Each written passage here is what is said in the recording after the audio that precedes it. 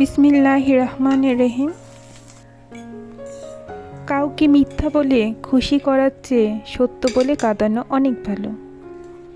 এতে সে আপনার উপরে রাগ করলেও কখনো আপনার উপর থেকে বিশ্বাস হারাবে না।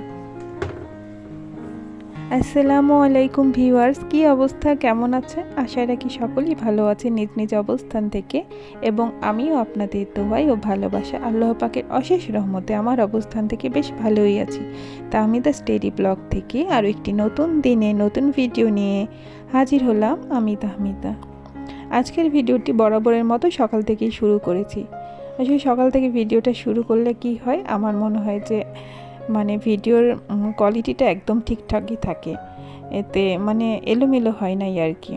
তো সকালের নাস্তায় আজকে কিন্তু খিচুড়ি ছিল, ডিম আর তার সাথে আলুর ভর্তা আর শসার সালাদ। তো বৃষ্টি ছিল যার কারণে আজকে কিন্তু আমি খিচুড়ি করেছিলাম। তো বেশিরভাগ কিন্তু আমাদের রুটি পরোটা এসবই খাওয়া হয়। কিছু দুধ গরম করেছিলাম, তো দুধগুলো জাল দেওয়ার পরে ফেটে গেছিলো, তো সেই দুধটাই আমি ছানা করে নিয়েছি। আর এই তো কিছু বাজার ছিল, সেগুলো আমি গুছিয়ে রাখলাম, গুছিয়ে একটু আম কেটে নিয়েছিলাম। আর সেই সাথে এই যে আমি ঘরটা একটু গুছিয়ে নিচ্ছি। তো এই ঘর গুছানোর ভিডিওটি কিন্তু আমার গতকালকে, তো সেটা কিন্তু আমি এই ভিডিওর সাথে অ্যাড করেছি। তো আজকে শুধু রান্নাবান্নারই ভিডিও ছিল, তো একদমই রান্নাবান্নার ভিডিওগুলো দেখালে কি হয়, একঘেয়েমি হয়ে যায়। তো যার কারণে আমি দুইটা ভিডিও একটু একসাথে করেছি।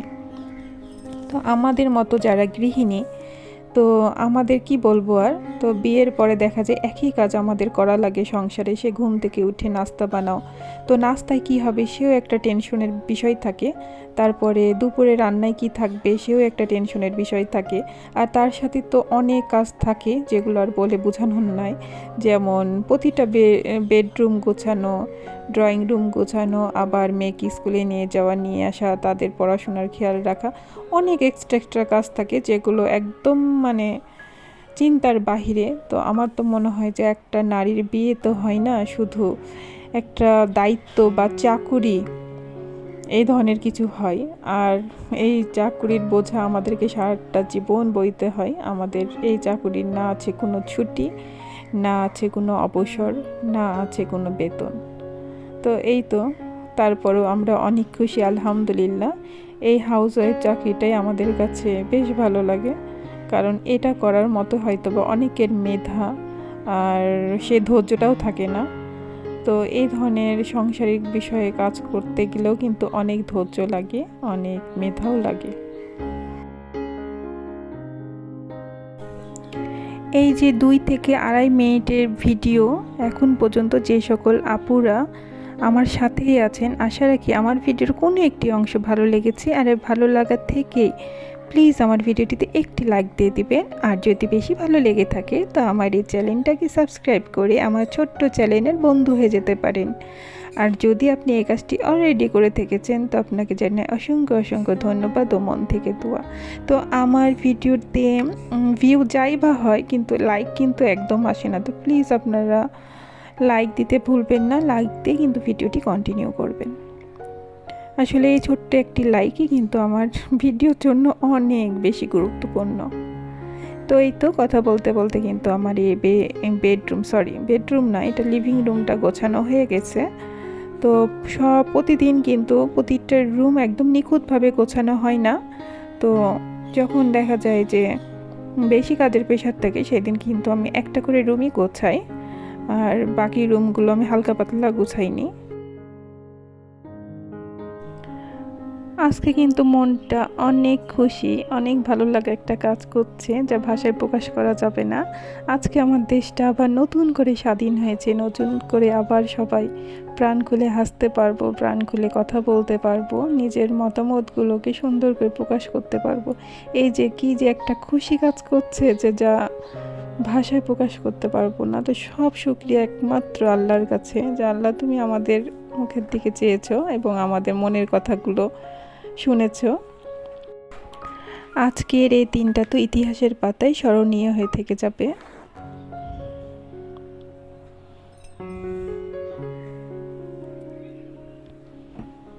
এই তো কিচেনে চলে আসলাম আর রান্নার কাজও শুরু করেছি। তো এখানে আমি মুরগি রান্না করার জন্য মশলাটা কষিয়ে নিয়েছি ভালো করে, তারপর একটু পানি দিয়ে দিলাম।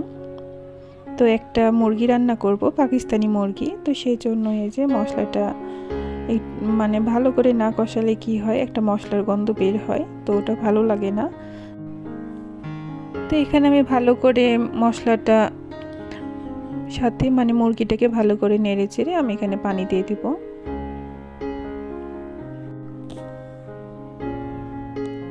মুরগির মাংস রাঁধতে কি হয়, আমার কাছে একটু সময় লাগে, কারণ এটা অনেক ধীরে ধীরে রান্না করে অল্প করে পানি দিয়ে আবার একটু করে কষাই নিই, আবার পানি দিয়ে।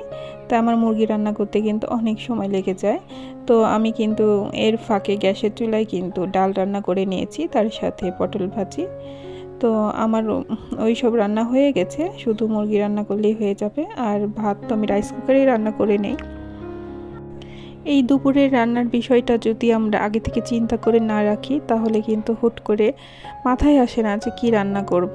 আর এই চিন্তা করতে করতে কিন্তু রান্নার টাইমটাই চলে যায় আর অনেক সময় লেগে যায় রান্না করতে। তো যার কারণে কিন্তু আগে থেকে চিন্তা করেই রাখি আমি রাতে ঘুমাতে যাওয়ার আগে, যে সকালে নাস্তা কি হবে, তারপরে দুপুরে রান্না কি হবে। তো আমার মতো হয়তো বা সব আপুরাই এইভাবে প্ল্যান করেই কাজ করে।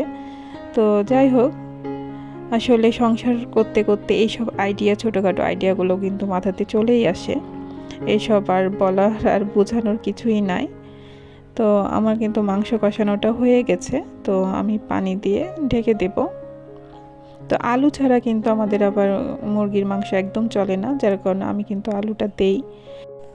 তো রান্নার শেষ পর্যায়ে এসে আমি একটু ধনিয়ার পাতা দিয়ে দিলাম। ধনিয়ার পাতা ছিল দেখে দিলাম, না থাকলে দিতাম না। তো এই তো আমার রান্না কিন্তু কমপ্লিট। তো আমি কিছু আনারস কেটে নিয়েছিলাম, তো এই তো আনারসটা খেয়ে দিয়ে কিন্তু আমি খাবারগুলো সার্ভ করে নিব টেবিলে। আর তার সাথে সাথে আপনাদের কাছ থেকে বিদায়ও নিয়ে নিচ্ছি। সকলে ভালো থাকবেন, সুস্থ থাকবেন এবং আমাদের জন্য দোয়া রাখবেন। দেখা হবে নেক্সট ভিডিওতে। আসসালামু আলাইকুম, আল্লাহ হাফেজ।